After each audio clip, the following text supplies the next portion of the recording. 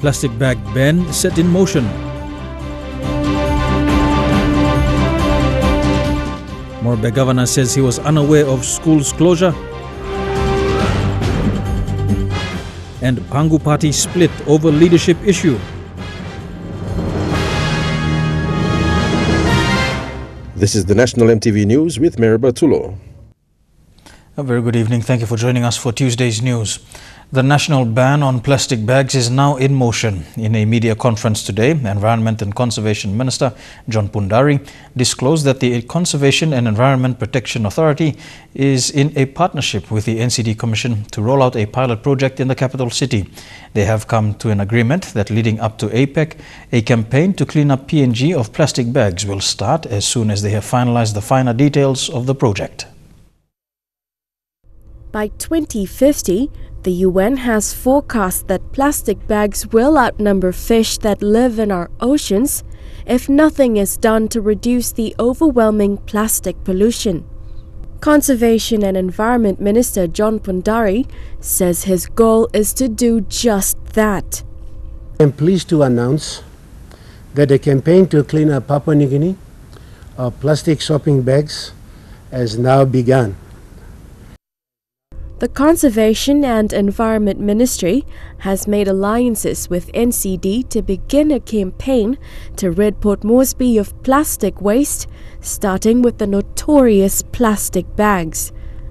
PACOP said until the end of APEC, NCD will be sending out teams to buy loads of plastic bags weighing 50 kilograms from anyone in the city who will sell. We'll start off with buying plastic bags.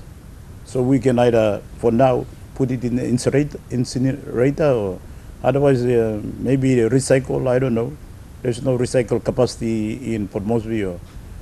Even now you see the Australians cannot send plastic bags and bottles back to China for recycling. The plastic ban has been pursued many times in the past and has always met unforeseen obstacles. Players in the plastic bag production industry have pushed back and most recently petitioned for the government to use an alternative instead, the biodegradable plastic bag.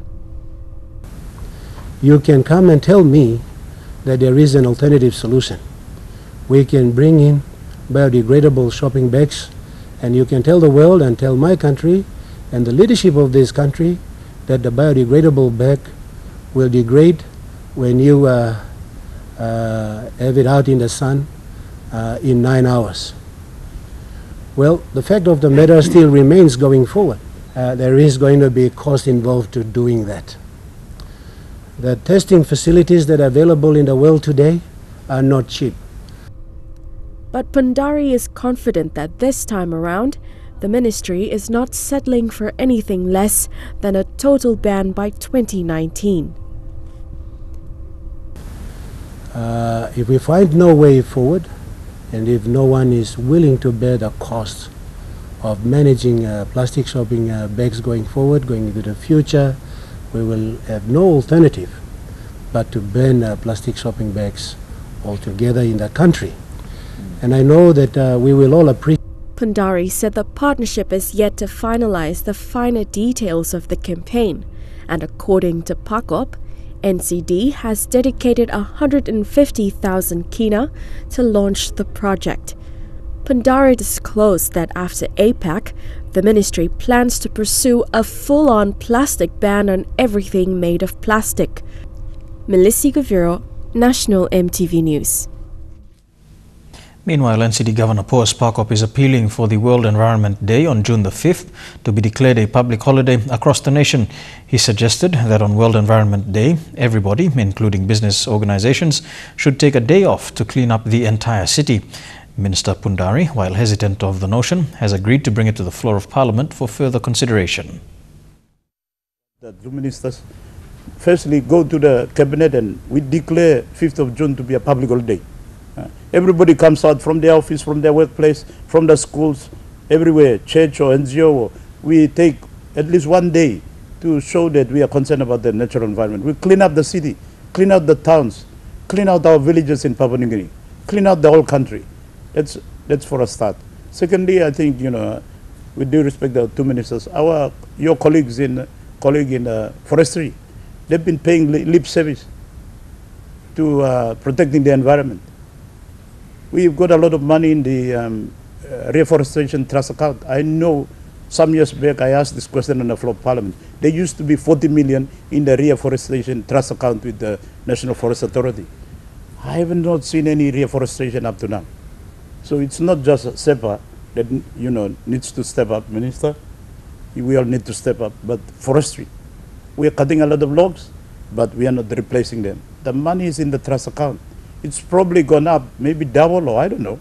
But at one time, I think I can recall around 2009, when Mr. Belden Nama was Minister for Forest, I asked him on the floor of Parliament, and he said, there's 40 million in the trust account. What is happening to this 40 million? So I'd like to see in the city, on the 5th of June, maybe we can start this year. We declare public holiday. If not in the whole country, if I have powers, I'll declare it.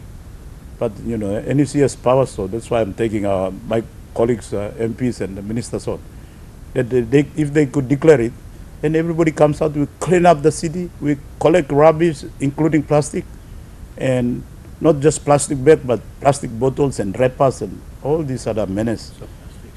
And therefore, Honorable Governor, the government has recognized the World Environment Day, but it is not a public holiday, something that the Honorable Minister for Lands and myself will take up with the Prime Minister and the Cabinet, and if the Cabinet so decides, then yes, of course, we will have a public holiday. And if The APEC PNG Coordination Authority held a briefing today for foreign missions in the country, resident and non-resident, about preparations for the upcoming APEC 2018 Leaders Week. The briefing addressed important concerns such as accommodation, transportation and security for the delegates from the 21 APEC economies during the week. Resident and non-resident diplomats filled a briefing room at Airways this morning to hear about the preparations for the economic leaders meeting to take place in November. Just months away from the meet, foreign missions are already organizing logistics for the arrival of their respective leaders and delegates later this year. As host country and host city, preparations have been well underway for Port Moresby in anticipation for the APEC leaders and delegates to ascend into the country. Our priority in the government of Papua New Guinea is to ensure a successful Leaders Summit for our Prime Minister and the leader of every APEC economy. I hope today we'll have an opportunity to learn more of what we have planned for Leaders Week, and this places you in a stronger position to believe your capitals. According to the APEC PNG Coordination Authority, accommodation is the most challenging aspect as Port Moresby understandably lacks the hotel space. However, arrangements are underway to remedy this. The authority is in talks with Carnival P&O to hire 3 of their cruise ships, the Pacific Jewel, the Sea Princess and the Pacific Explorer.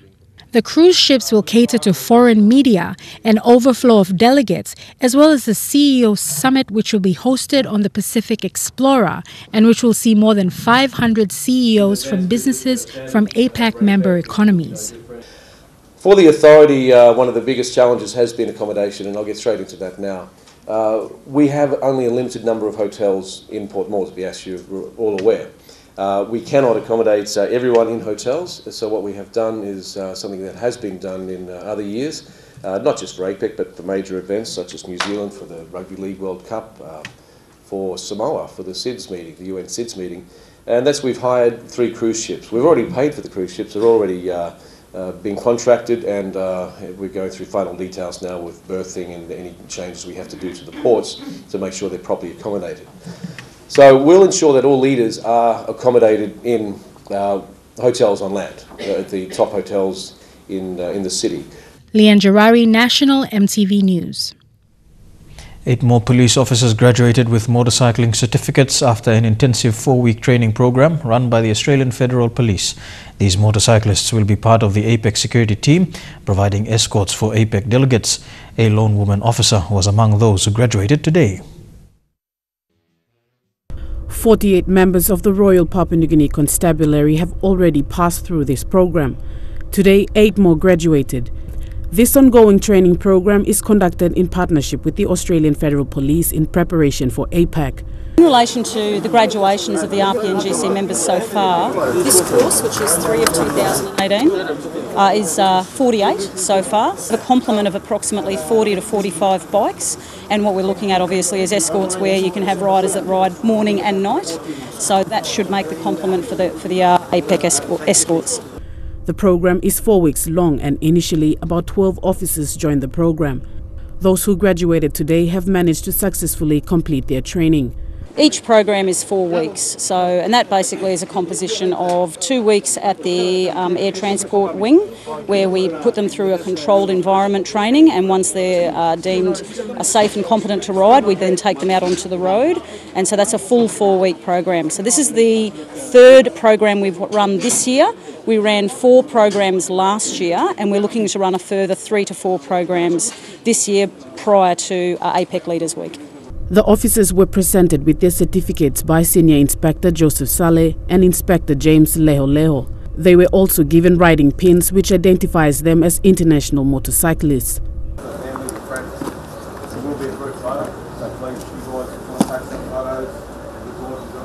Mi ama maslo training na mi lagi plante meri mas kam na training to lo motorbike no things you meri na on man megi na sabusi mi blo narla American megi onala police meri to gen meki misla.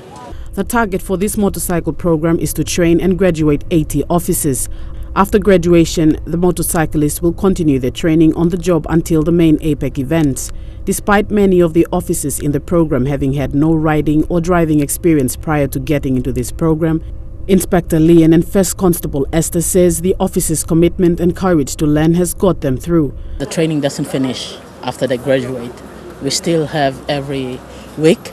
They come in on Wednesdays and Thursdays for continuously training up till the APEC. The riding doesn't stop, the training doesn't stop. Stacey Yellow, National EMTV News. 7 out of 8 vehicles stolen in Port Moresby last week were recovered by police. NCD Metropolitan Superintendent Pero Drano says despite NCD police lacking manpower, a number of policemen will now be placed on foot patrols in identified hotspots to cut down on crime in the city. The NCD MetSup's weekly update to the media revealed that of 8 vehicles stolen last week, 7 were recovered. Among the crimes reported for last week, Port Moresby continues to see an increase in sexual crimes.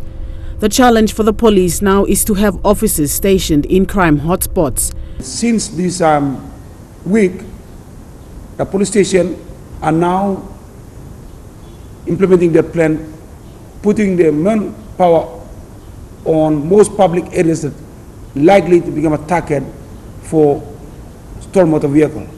According to the MetSup, there should be 2 response units for each electorate, but to date, support units have been called in from other electorates to address major crimes in Moresby South and the Northwest areas. Unfortunately, we have the problem of mobility. So we have manpower to put into Moresby South, West and Northeast, but we don't have mobility to suppress such incidents like stolen motor vehicle. So it's like trying to address stolen motor vehicle with no resources at all. Stacey Yellow, National EMTV News. Police are still working at establishing facts surrounding the shootout at Vision City Service Station over the weekend. Metropolitan Superintendent Pero Drano confirmed that there was an attempted armed robbery at the service station, but quick response from the securities in the area prevented the robbers from looting.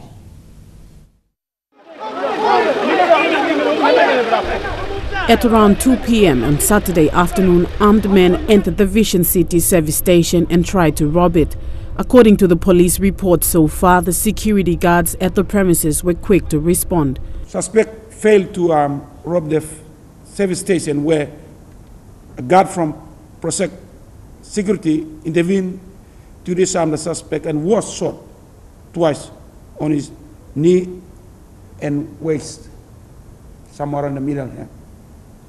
The other security firm guarding the Momo Club advanced and opened fire towards the suspect,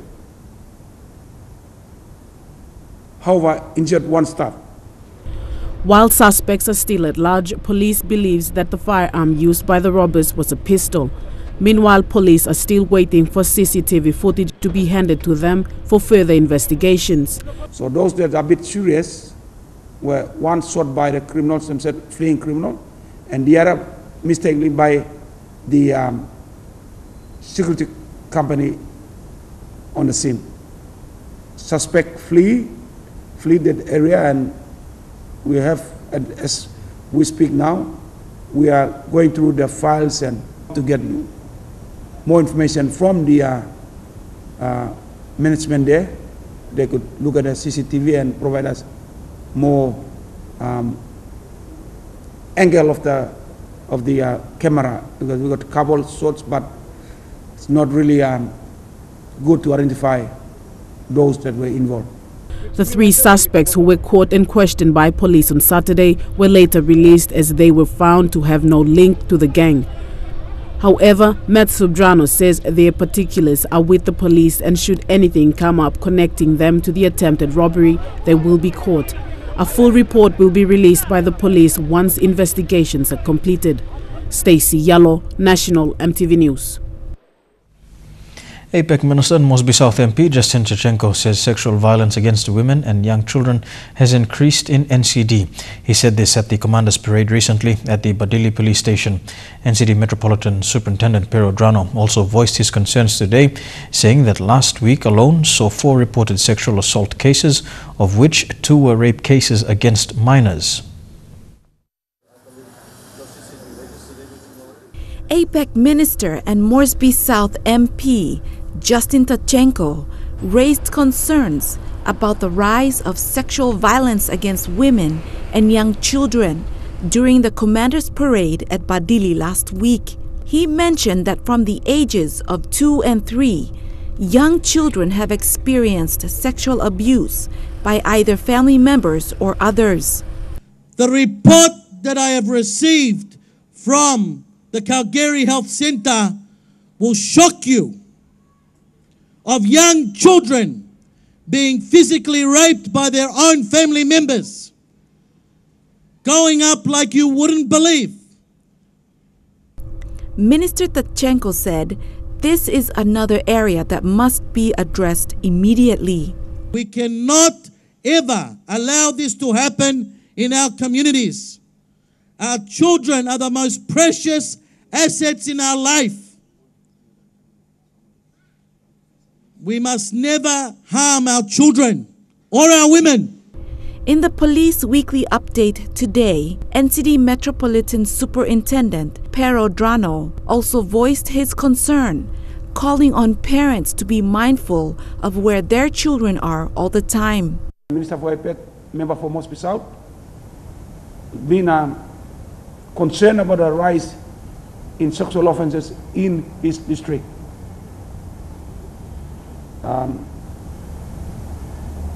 I urge the parents and the guardians to be mindful where they leave their children, to ensure that they don't become a victim of the crime.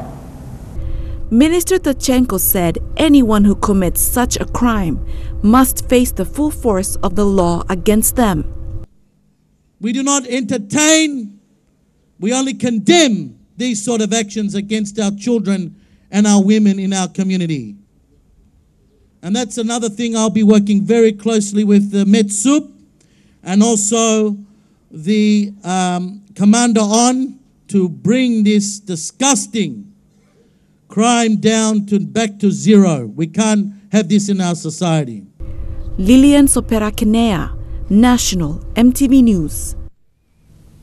To Morobe Province now, and Morobe Governor Ginson Saunu was not adequately briefed on the closure of the Huonville Primary School a month ago, which saw more than 1,400 students sent home. Saunu, who just returned from an overseas trip, said he is the last person who should be responding to cases of school closures and that there are officers who are tasked with the job. The Saunu administration has been under fire over the past 4 weeks for failing to address the school closure. 1,400 students out of school, 6 classrooms condemned, and no formal statement from the Morobe provincial government over 4 weeks. Today, 4 weeks since the closure of the Huonville Primary School, Morobe Governor Ginson Saunu finally came out to address those public concerns. But the response was less than satisfactory. I wouldn't know. That's why I'm waiting for the officers responsible to come and inform me what is happening. So that the governor had just come back from a trip overseas. He told media today he was not the appropriate person as the first respondent to the Huonville crisis and that there were officers tasked with the job. I got some late information already. I made some commitment already, so we will help them.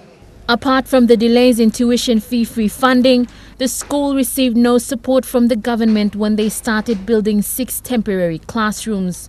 In our board meeting, we agree also we will work on 2 buildings and to finish by the end of the 3rd week, and we have the kids in by the 4th week.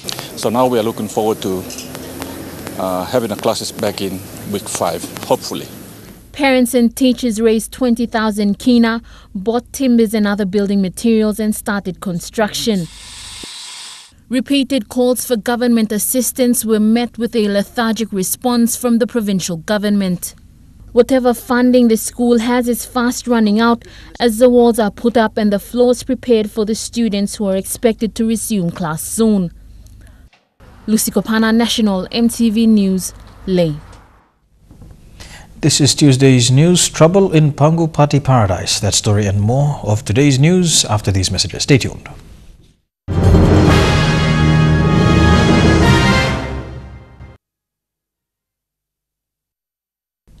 Welcome back to National EMTV News. Pangu Pati leader Sam Basil has been suspended from official party duties. This follows allegations levelled against Mr. Basil and his conduct prior to and after the 2017 national elections. Pangu Pati President Patrick Pundao says the suspension is to uphold Pangu's integrity. The resolution was handed down by the Pangu Council last Friday, the 4th of May.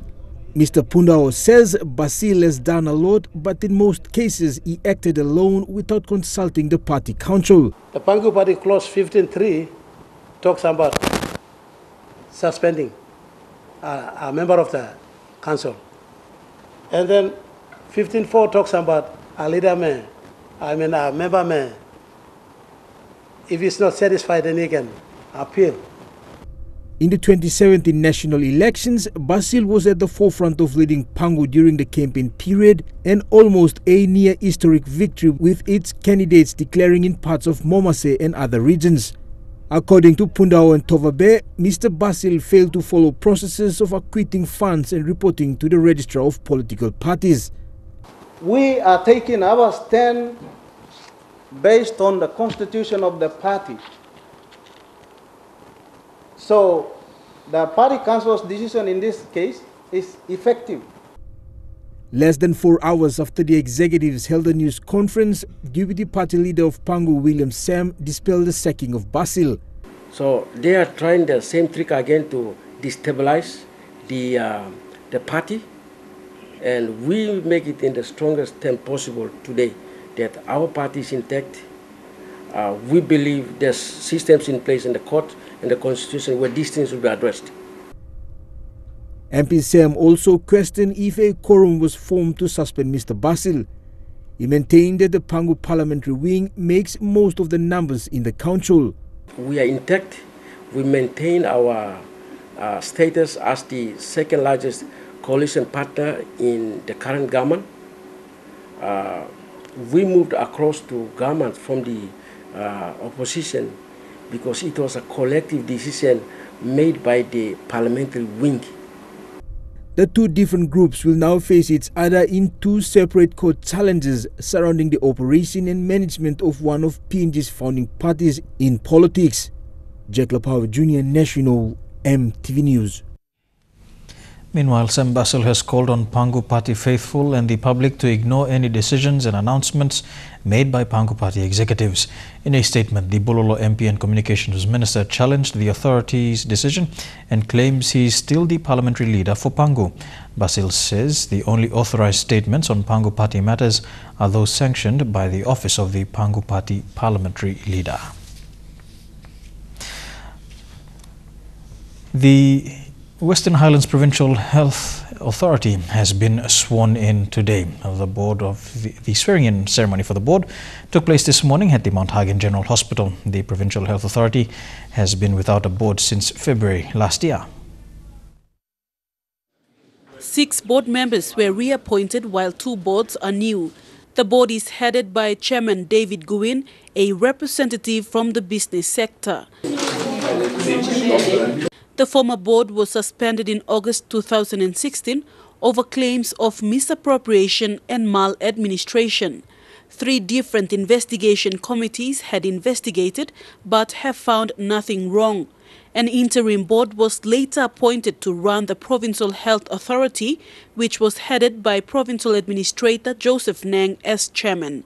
That term expired on February 2017 and the PHA was without a board till the signing ceremony today. As a member representing the business sector in Western Highlands Province. The board's first agenda is to look into the appointment of a chief executive officer for Mount Hagen General Hospital. David Vost is currently acting in the position. Vasinata Yama, National MTV News, Mount Hagen. Students at the Lay School of Nursing have begun using the new academic building funded by the Australian government. The facilities include an electronic library, a conference room and student mess. It will cost almost 25 million kina. Australian High Commissioner to Papua New Guinea, Bruce Davis, opened the complex today in Lay. These developments include the renovation of the administration block and the construction of this new building. It includes tutorial rooms, a computer lab, library and a practical room. The facilities were funded by the Australian government at almost 25 million kina and is part of the Engau Hospital Redevelopment Project.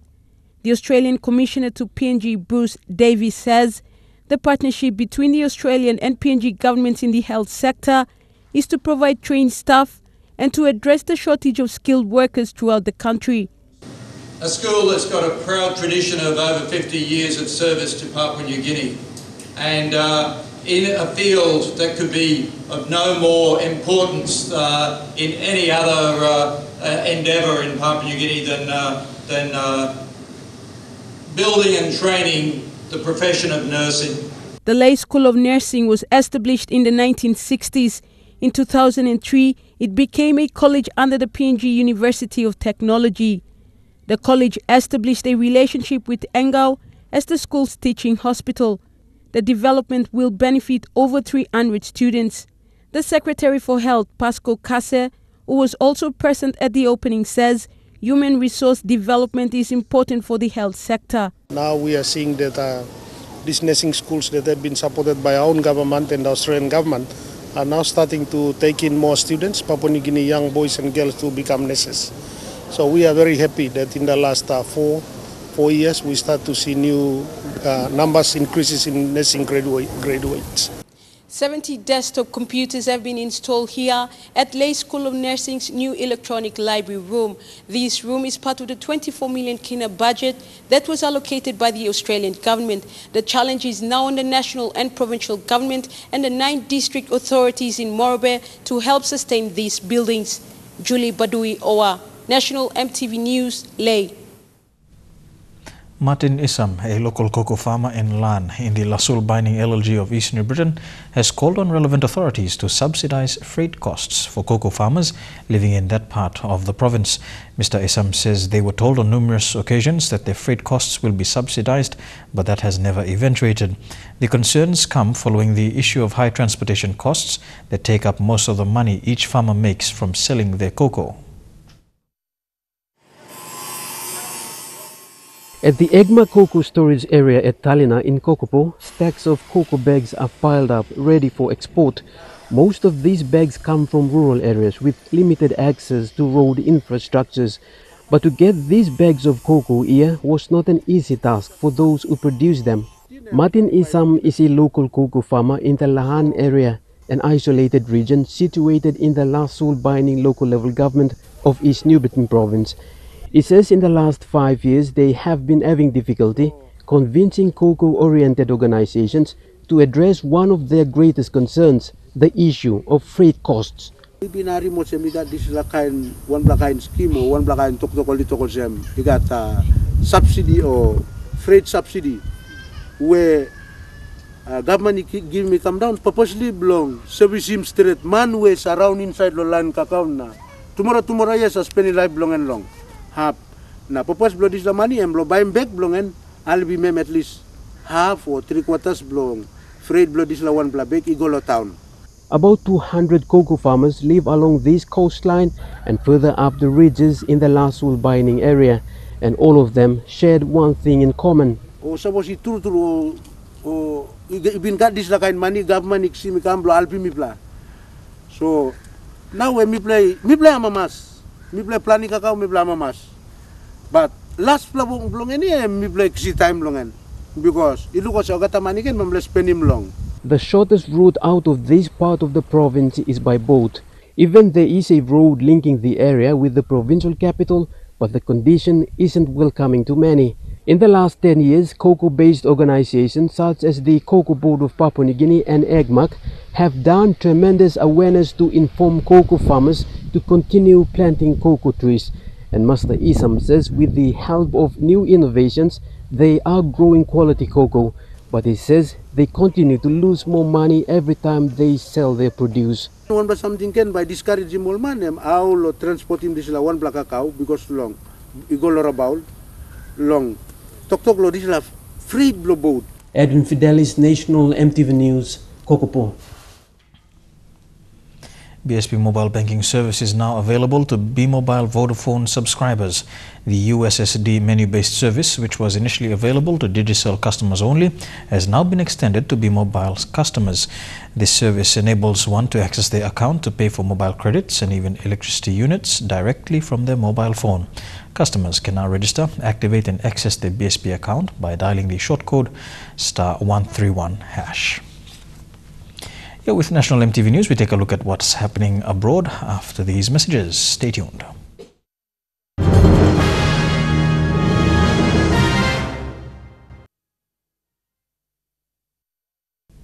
Welcome back to the news.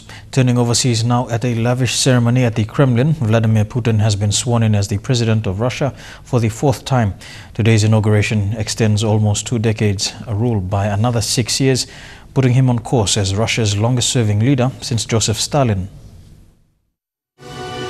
He probably could have walked this with his eyes closed. For the 4th time in his career, Vladimir Putin climbed the staircase of the Grand Kremlin Palace to take the oath of office. On the stroke of midday, he entered the hall where Russian emperors were crowned. The symbolism and the message couldn't be clearer. Putin, the modern Tsar. Loved by his people, he swore on the constitution to serve his citizens, protect Russia's sovereignty, and made this pledge to the Russian people. Our main goal is a new quality of life, security and health. Our reference point is Russia for the people, a country where everybody has the possibility for self-fulfillment. Then, ringing out over Moscow, a gun salute in the president's honor. Vladimir Putin is arguably the most powerful Russian leader since Joseph Stalin. But in this power lies a potential problem for the president and for his country. He has built a political system in which all other institutions, from the parliament to the court system, are weak, and all key decisions are taken by him, by Putin. That's not only a huge responsibility, it begs the question, what will happen here when Vladimir Putin exits the political stage? Not everyone's been celebrating 6 more years of Vladimir Putin. Police broke up this anti-Putin protest in Moscow at the weekend. The Kremlin is facing international pressure too. over the Salisbury poisoning and the war in Syria. Meanwhile, Western sanctions against Russia are biting. Russia feels it's being squeezed by the West. We don't have somebody to substitute him. There is no rival. That is precisely how Vladimir Putin wants to be seen by his people, as the only choice for Russia. The destruction continues in Hawaii following the eruption of the Kilauea volcano. New fissures and vents opened up overnight, forcing nearly 2,000 people to be evacuated as lava shot 70 meters into the air. 26 homes have been destroyed since Friday. Tonight, slow-moving yet unstoppable. The volcano disaster playing out on Hawaii's Big Island, claiming streets, homes, and cars. It's heartbreaking, and it doesn't look like it's going to stop anytime soon. The 2,000-degree lava pushing through everything in its path. Dozens of homes in the Leilani Estates neighborhood destroyed. The National Guard taking us in. The lava bursting and flowing from at least 10 cracks in the earth, sending plumes of toxic sulfur dioxide into the atmosphere. Against the apocalyptic background, some of the nearly 2,000 residents forced to flee. Son and cried. That's all. And last night we went to bed with the good news, and this morning just kind of shouted off. This weekend, they were allowed a moment back home to gather belongings and pets. Just all you can do is pray and hope. Sherry MacArthur forced to leave her farm. What's going to happen? What's going to happen with us? You know, if we lose our farm, we don't know where we're going to go. You lose your income and you lose your home at the same time. Mount Kilauea is relatively flat. It's called a shield volcano. That lower profile allows lava to come out quicker, covering a larger area more quickly than a taller cone volcano. Hey, you guys okay? Since the eruption began, the island also rocked by over 1,000 earthquakes, including a 6.9, the largest to shake the island in more than 40 years. Here with National EMTV News, Trukai Sports is up next. We'll have the details when we return. Stay tuned.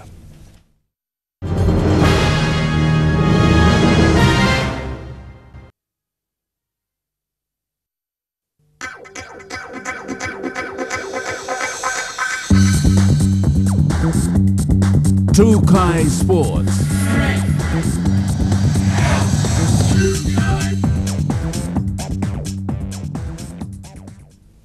Welcome to Trukai Sports. We begin with Capital Rugby Union, and following an on-field incident on Sunday between a Harlequin player, Avosa Kaipu, and Elipe Makini of Nova, President and executives of Capital Rugby Union and club members of Harlequin and Nova gathered at Bava Park to review what transpired and reprimand the attacker. In an official statement, Capital Rugby Union President Corey Chan says the unfortunate and deeply disturbing incident will be addressed in the best interest of all stakeholders. Avosa Kaipu of the Harlequins Rugby Football Union Club, after departing Field 1, walked back into the playing area to the technical zone where the team officials and players of the Nova Rugby Football Union Club were seated, and physically assaulted and chased Elipe Makini with an iron pole. Avosa was restrained by the CRU match officials and members of the Harlequins Rugby Football Union Club, who calmed him down and quelled the situation.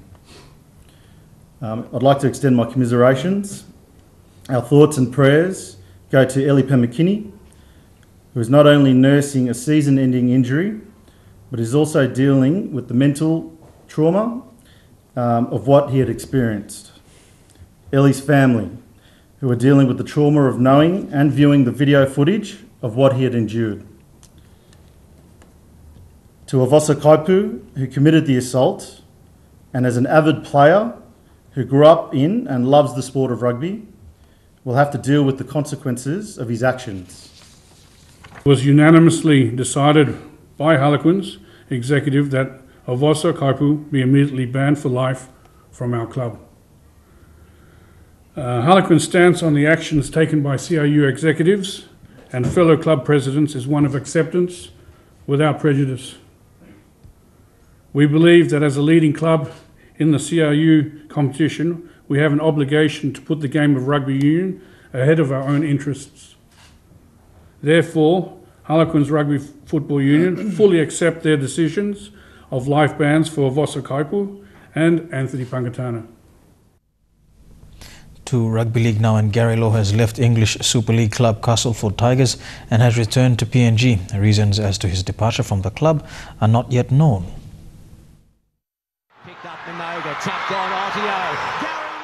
The Papua New Guinea Rugby Football League is yet to be informed as to why the Commonwealth winger left England to return to the country.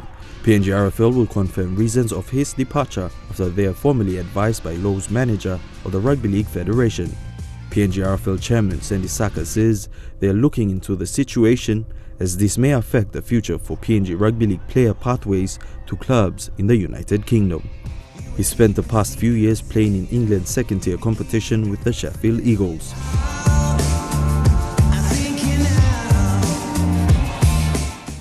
After his outstanding performance at the 2017 Rugby League World Cup, he was offered a contract with Super League club Castleford Tigers earlier this year. Saka says Lowe will not be participating in any PNG RFL sanctioned competitions or programs till the circumstances surrounding his departure are confirmed and formal advice from the RFL and the Tigers team is received. Elijah Levet, National EMTV Sports. To the NRL now, and Justin Olam has become the first player from the Hunters program to make an NRL debut. Olam's debut has become an inspiration for many young Papua New Guineans who aspire to play in the NRL one day. The 24-year-old put on an impressive performance after running a total of 97 metres and setting up winger Josh Adokar to score in the corner. Olam wore Melbourne Storm jersey number 22 and played in the centre in last week's clash against the St George Illawarra Dragons. The former Hunter is hoping for a second call-up as the Storm prepare to take on the Gold Coast Titans this weekend. We go for a break now and be back with more of Trukai Sports after these messages. Stay tuned.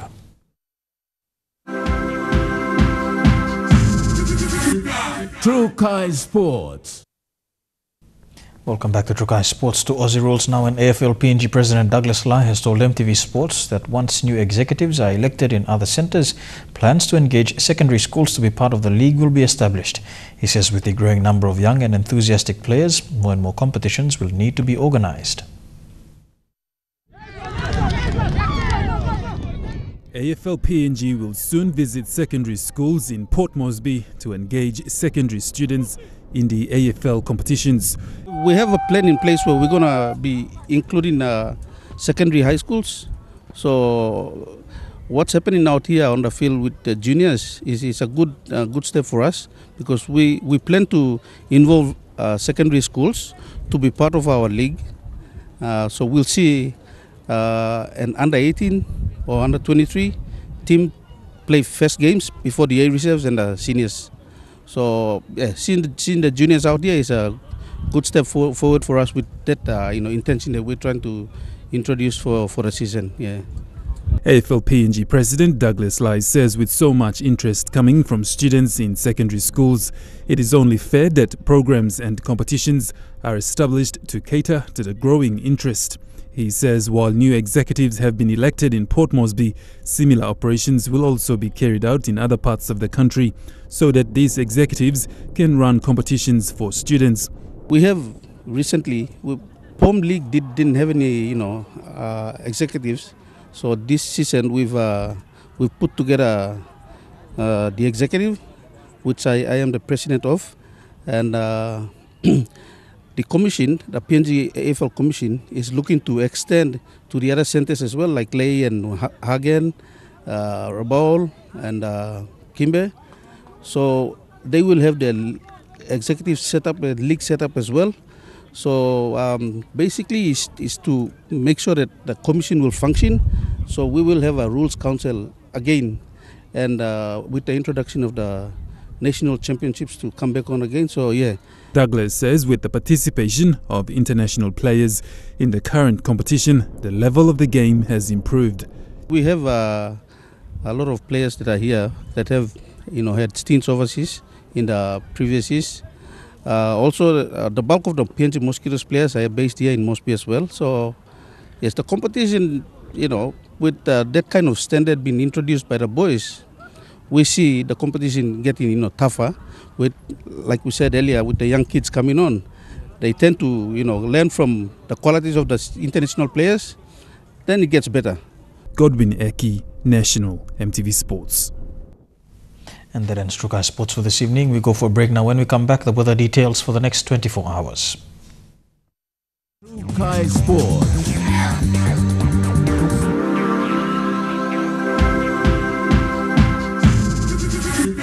Trukai Sports. Weather details were proudly brought to you by Dulux, celebrating 50 years in PNG and the only paint made in PNG.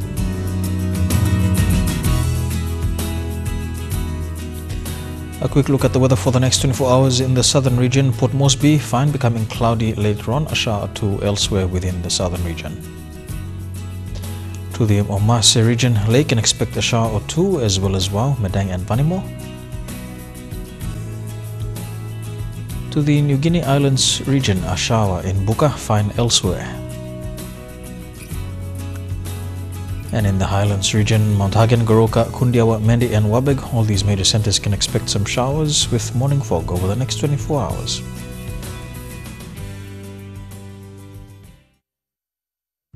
The weather details were proudly brought to you by Dulux, celebrating 50 years in PNG and the only paint made in PNG. And that's the news, sport and weather for today, Tuesday, the 8th of May 2018. On behalf of the EMTV News team, pleasant viewing. Good night.